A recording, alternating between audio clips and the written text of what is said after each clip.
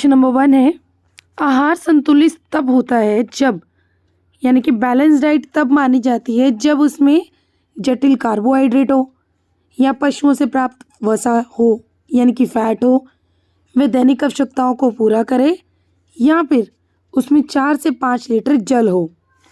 तो कब मानी जाती है एक डाइट को बैलेंस डाइट, कब माना जाता है? जब वो आपकी दैनिक आवश्यकताओं को पूरा करे। सेकंड है, अधिकतम कार्बोहाइड्रेट प्राप्त होता है, यानी कि सबसे ज़्यादा कार्बोहाइड्रेट किससे मिलता है?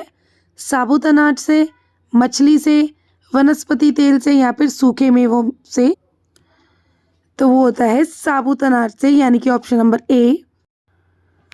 क्वेश्चन नंबर 3 है आपका, प्रोटीन के स्रोतों में शामिल है, यानी कि इनमें से कौन कौन से प्रोटीन के स्रोत में, सोर्सेज में मानी जाती है? आलू, पालक, मछली या फिर प्याज। तो फिश को प्रोटीन के स्रोत में माना जाता है, यानी कि source of protein. Question number 4 है, वसा और तेल किसके अंतर्गत आते हैं? सुरक्षात्मक खाद्य पदार्थ, ऊर्जा देने वाले खाद्य पदार्थ, बॉडी बिल्डर समूह या फिर नियमित भोजन। तो आपका फैट आता है ऊर्जा देने वाले खाद्य पदार्थों के अंडर।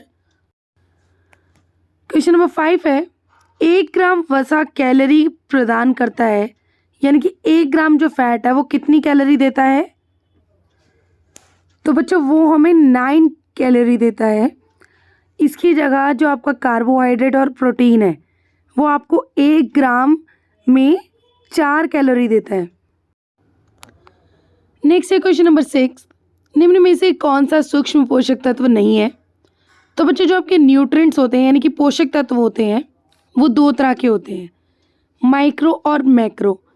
माइक्रो यानी कि सूक्ष्म पोषक तत्व, तो जिसकी नीड हमारी बॉडी को ज़्यादा नहीं होती, और मैक्रो होती है जिसकी नीड हमारी बॉडी को ज़्यादा होती है।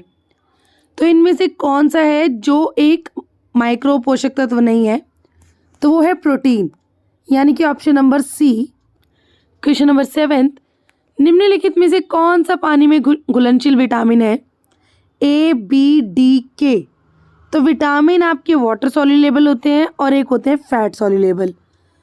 तो इनमें से कौन सा है जो वाटर सॉल्युलेबल है, यानी कि पानी में घुल जाता है?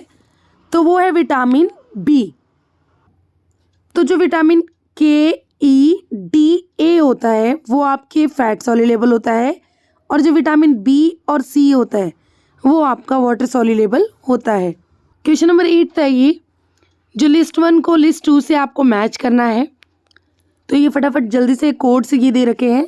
हर क्वेश्चन को मैं एक्सप्लेन नहीं कर सकती बच्चों, क्योंकि आपका एग्ज़ाम जो है आपके सर पर है, और इससे क्या होगा, आपकी वीडियो लंबी खिंच जाएगी, और लंबी खिंचेगी तो आप बोर हो जाओगे और आप वीडियो स्किप्स करने लग जाओगे, जिससे कि आप ही का नुकसान है।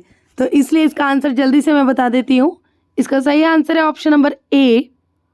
तो ये कोडिंग को आप क्रॉस में चेक कर लीजिएगा जल्दी से। जैसे एंटीबॉडीज उत्पन्न कौन करता है? हमारा प्रोटीन। आंतरिक अंगों को सुरक्षा कौन देता है? हमारा फैट। हड्डियों और दांतों के लिए क्या आवश्यक है? कैल्शियम। रक्त में हीमोग्लोबिन के निर्माण के लिए क्या आवश्यक है? लोहा। क्वेश्चन नंबर 9 है, शरीर को विटामिन और खनिज की आवश्यकता होती है क्योंकि शरीर को ऊर्जा प्रदान करते हैं, मेटाबॉलिज्म में मदद करते हैं, शरीर के अंगों को इंसुलेट करते हैं, या फिर शरीर को शक्ति प्रदान करते हैं। तो जो विटामिन्स और मिनरल्स होते हैं वो हमारी बॉडी में क्या करते हैं? मेटाबॉलिज्म में मदद करते हैं।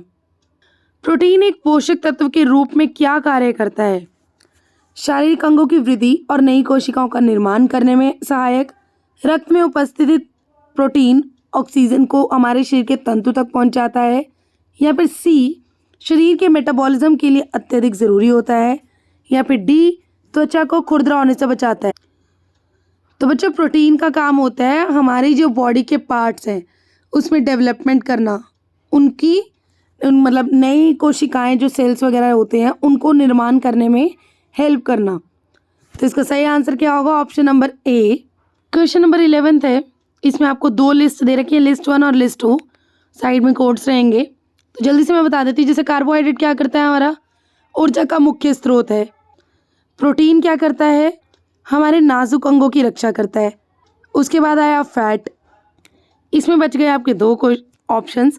तो सिंपल सा फैट क्या देता है हमें, 1 ग्राम में 9 कैलोरी।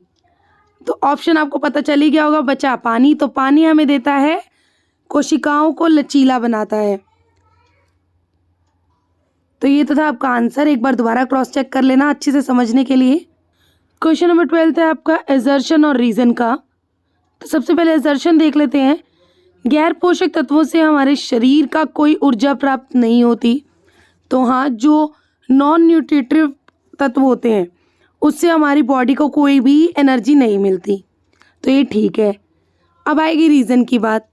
हमें फाइबर का प्रचुर मात्रा में उपयोग करना चाहिए। तो ये भी ठीक है। पर ऊपर बात हो रही है नॉन न्यूट्रिटिव तत्व की और नीचे बात हो रही है फाइबर की। तो ये दोनों एक दूसरे से अलग है पर दोनों अपनी जगह पर एकदम सही हैं। तो इट मीन्स ए और आर दोनों सही हैं, लेकिन जो आर है वो ए का सही स्पष्टीकरण नहीं है। क्वेश्चन नंबर 13 है, निम्न में से कौन से पोषक तत्व किसी व्यक्ति के आहार का मुख्य भाग होते हैं? मैक्रो पोषक तत्व, माइक्रो पोषक तत्व, खनिज या फिर उपरोक्त में से कोई नहीं। अगर वीडियो आपने स्किप नहीं करी तो पीछे अभी मैंने बताया माइक्रो और मैक्रो न्यूट्रिएंट्स क्या होते हैं और किसकी नीड हमारी बॉडी को सबसे ज़्यादा होती है। तो वो होती है हमारे मैक्रो न्यूट्रिएंट्स यानी कि मैक्रो पोषक तत्व। क्वेश्चन नंबर 14 है आपका, बच्चों में मर्मस तथा क्वाशिकर रोग किस पोषक तत्व की कमी से होता है? वसा, खनिज, प्रोटीन और कार्बोहाइड्रेट। तो ये हमारा प्रोटीन की कमी से रोग होता है। क्वेश्चन नंबर 15 है, कौन सा पोषक तत्व हमारे शरीर के तापमान को नियंत्रित करता है तथा कोमल अंगों को सुरक्षा प्रदान करता है? फैट, खनिज, प्रोटीन या फिर कार्बोहाइड्रेट। वीडियो स्किप नहीं करी तो पीछे मैंने इसका भी थोड़ा बहुत हिंट दिया था रिलेट करके। तो जो हमारा फैट होता है वो हमारे जो अंग, कोमल अंग होते हैं उनकी सुरक्षा प्रदान करता है और हमारी बॉडी के टेम्परेचर को कंट्रोल करता है। क्वेश्चन नंबर 16, हमारी थायराइड ग्रंथि के सुचारू रूप से कार्य करने के लिए कौन सा पोषक तत्व उत्तरदायी होता है? तो थायराइड ग्रंथि जो हमारी है वो अच्छे से काम कर सके उसके लिए कौन सा पोषक तत्व यानी कि न्यूट्रिएंट्स हमारे लिए ज़रूरी होता है? तो वो होता है आयोडीन यानी कि ऑप्शन नंबर बी। नेक्स्ट है, निम्न में से किस विटामिन की कमी के कारण एनीमिया रोग होता है? विटामिन B9, B12, B6 या फिर B7। तो विटामिन B6 की कमी से हमें एनीमिया रोग होता है। क्वेश्चन नंबर 18, निम्न में से कौन से विटामिन गर्मी और हवा में आसानी से नष्ट हो जाते हैं? K, C, D, A।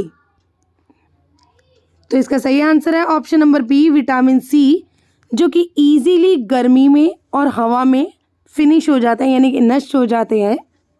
तो ये है क्वेश्चन नंबर 19 जिसमें आपके फ्री के नंबर होते हैं। अगर आप इसे अच्छे से कर लो तो लिस्ट 1 से लिस्ट 2 को मिलाना है, बस सिंपल है। अभी जैसे जो मैंने पीछे बताया है पहले उनको डिस्कस कर लेते हैं जल्दी से। जैसे मैंने बताया था मरासमस किससे होता है, किसकी कमी से होता है? हमारा प्रोटीन की कमी से, यानी कि सेकंड का मिल गया हमें थर्ड। कई बार क्या होता है बच्चे, एक ट्रिक बताती है, जैसे देखो सी और डी ऑप्शन में सेकंड का थर्ड लिखा हुआ है, ठीक है। उसके बाद जाते हैं हम नेक्स्ट पे। फिर क्या बताया था मैंने, अनीमिया किसकी कमी से होता है? हमारा लोहा तत्व से, ठीक है। अब इसे इसका हमें मिल गया। सिंपल देखो कोड 1 का क्या लिख रखा है 4। तो ऑप्शन डी में आपका वैसे ही आपको यहीं पे क्लियर हो जाएगा कि आपके 2-3 ऑप्शन जब मैच हो जाते हैं, पर तब भी हम बाकी देख लेते हैं। प्रोटीन से मैंने बता दिया मरासमस, कैल्शियम से क्या होता है ऑस्टियोपोरोसिस, और सोडियम से क्या होता है हमारा मांसपेशियों में दर्द। तो आंसर ढूंढना कितना आसान था ना, थोड़ा सा ट्रिकी रहता है बट अपना दिमाग चलाओ, सब अपने आप ठीक होगा। क्वेश्चन नंबर 20 है आपका एजर्शन और रीजन का। एजर्शन क्या है? प्रोटीन कोशिका के निर्माण में जरूरी तत्व है। तो जी हाँ, ये बिल्कुल ठीक है। प्रोटीन ऊर्जा का मुख्य स्रोत है, तो ये हमारा गलत है। मुख्य स्रोत कार्बोहाइड्रेट को माना जाता है। पीछे अभी क्वेश्चन भी आया था। इट मीन्स ए सही है और आर हमारा गलत है। So thank you for watching my video. उम्मीद करती हूँ आपको क्वेश्चन अच्छे से समझ आए होंगे। कोई डाउट है तो आप कमेंट बॉक्स में हमें कमेंट कर सकते हो, हम उसका रिप्लाई ज़रूर करेंगे। और चैनल के साथ इसी तरह बने रहिए, MCQ सीरीज़ रेगुलर आएंगी। Thank you.